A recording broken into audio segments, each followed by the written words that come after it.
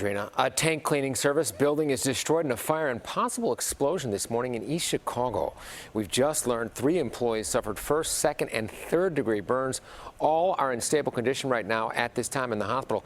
Here's a look from Chopper 2 above the TAC East Company.